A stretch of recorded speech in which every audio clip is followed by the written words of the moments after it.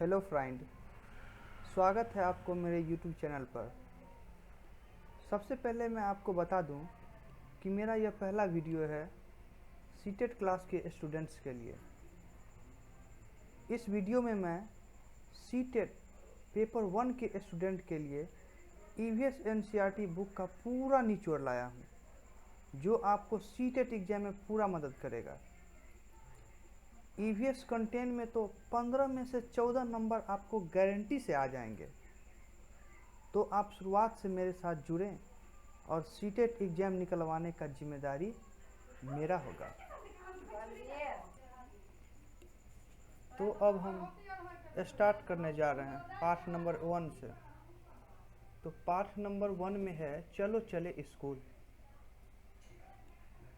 इसमें दिखाया गया है और बताया गया है कि स्कूल पहुंचने के क्या क्या साधन हैं और किस किस राज्य में स्कूल बच्चे कैसे जाते हैं, किस साधन के माध्यम से बच्चे स्कूल जाते हैं। तो सबसे पहले इसमें पहला दिखाया गया है असम में जो है बच्चा बांस और रस्सी से जो बना हुआ पुल होता है, बच्चा उससे स्कूल जाता है। इसी तरह लद्दाख में ट्रॉली होता है। ट्रॉली एक ऐसा साधन है जिससे बच्चा स्कूल जाता है।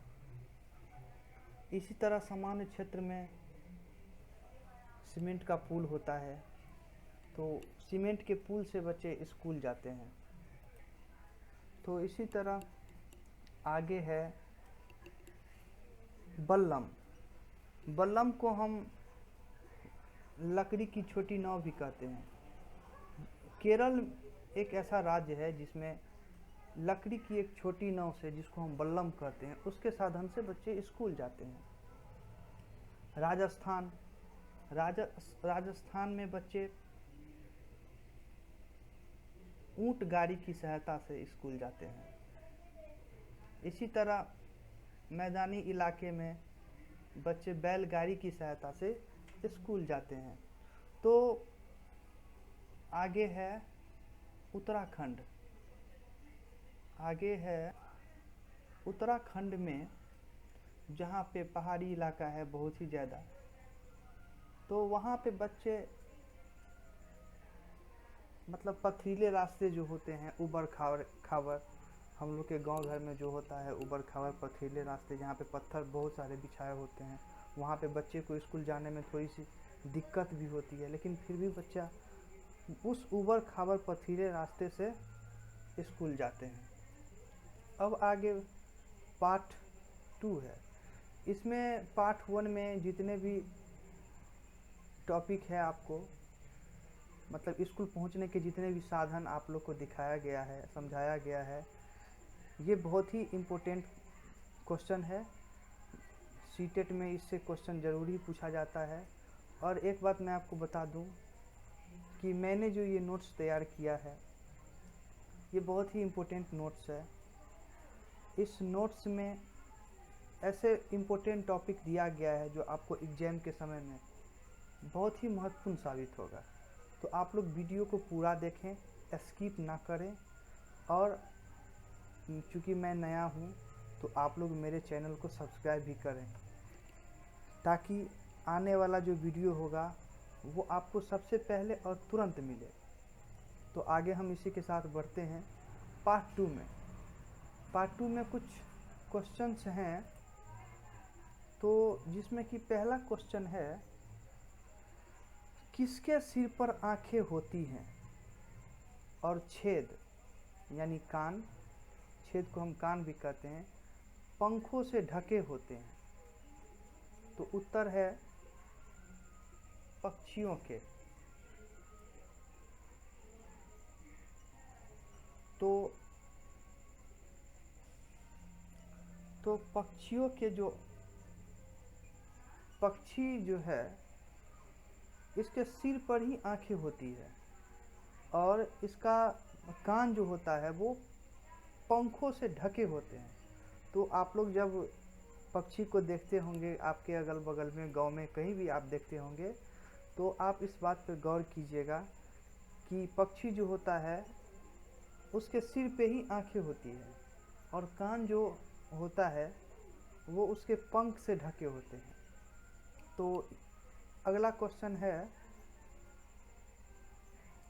और जो छिपकली होते हैं, छिपकली, तो छिपकली के कान भी जो होते हैं वो भी इसी प्रकार होते हैं। छिपकली का कान भी ठीक पक्षी की तरह ही होता है। तो आगे है मगरमच्छ की आंखें भी इसी प्रकार की होती है। आप लोग अगर कभी मगरमच्छ को देखे होंगे तो इस बात पे गौर जरूर किए होंगे, या फिर भी आगे कभी देखेंगे तो इस बात पर गौर कीजिएगा कि मगरमच्छ की जो आंखें होती है वो भी पक्षी जैसा ही होता है, इसीलिए हम इन्हें देख नहीं पाते हैं। अगला है, जानवरों की त्वचा पर डिजाइन होती है। जानवर जो होता है उसके त्वचा पर डिजाइन होता है, वो होता है आपको बालों के कारण। आगे है, वे जानवर जिनके शरीर पर बाल होते हैं तथा कान बाहर से दिखाई देते हैं, वो जो है ऐसा जानवर जिसके शरीर पे बाल होते हैं और कान बाहर से दिखाई देते हैं, तो वैसे जानवर बच्चे को जन्म देते हैं। और वे जानवर जिनके शरीर पर कान बाहर नहीं दिखते, वे जानवर जिनके शरीर पर कान बाहर नहीं दिखते, वे जानवर जो हैं वे अंडे देते हैं। ठीक है। आगे है पाठ 3। पाठ 3 में है नंदू हाथी। तो नंदू हाथी एक बच्चा होता है और उसके बारे में बताया गया है इस पाठ में। इस पाठ से भी बहुत सारे क्वेश्चन सीटेट में पूछे जाते हैं। VVI मतलब वेरी वेरी इम्पोर्टेंट, ये आप लोग का चैप्टर होता है। इससे हर एक बार अगर आप प्रीवियस ईयर का क्वेश्चन उठा कर देखें तो इससे हर एक बार एक ना एक क्वेश्चन जरूर होती है। तो इस चैप्टर को आप लोग ध्यान से देखिएगा। नंदू हाथी, इसमें पहला प्रश्न है, हाथियों के झुंड के सरदार कौन होती है? जो हाथी जो होता है उसका झुंड का सरदार कौन होता है? तो सबसे बड़ी बूढ़ी मादा हाथी। तो सबसे बड़ी बूढ़ी मादा हाथी जो होती है वो हाथियों के झुंड के सरदार होती है। आगे है अगला क्वेश्चन है, नर हाथी झुंड कब छोड़ देते हैं? तो नर हाथी जो होती है वो 14 से 15 वर्ष की आयु में वो झुंड को छोड़ देती है। तो ये भी बहुत इम्पोर्टेंट क्वेश्चन है और सीटेट में पिछली बार पूछा भी गया था। अगला क्वेश्चन है, एक वयस्क हाथी एक दिन में कितना भोजन करता है? तो एक जो वयस्क हाथी होता है वो एक दिन में कम से कम 100 केजी पत्तियाँ और टहनियाँ खा लेती है। तो ये भी बहुत ही VVI क्वेश्चन है। अगला है, एक हाथी एक दिन में कितना सोता है? तो एक हाथी जो होती है वो एक दिन में 2 से 4 घंटा सो लेता है वो। फिर अगला प्रश्न है, हाथी मिट्टी में क्यों लेटते हैं? तो अगर आप लोग कहीं देखे होंगे अगल बगल में, अगर आप लोग के नज़दीक में कहीं भी हाथी देखने का आप लोग को मौका मिला होगा तो उसमें आप देखे होंगे कि हाथी जो होती है वो अक्सर मिट्टी में लेटते रहता है। तो इसका यह कारण है कि वो हाथी जो होती है वो अपने त्वचा को ठंडा करने के लिए वो मिट्टी में खूब लोटपोट करते रहता है। अगला प्रश्न है आपको,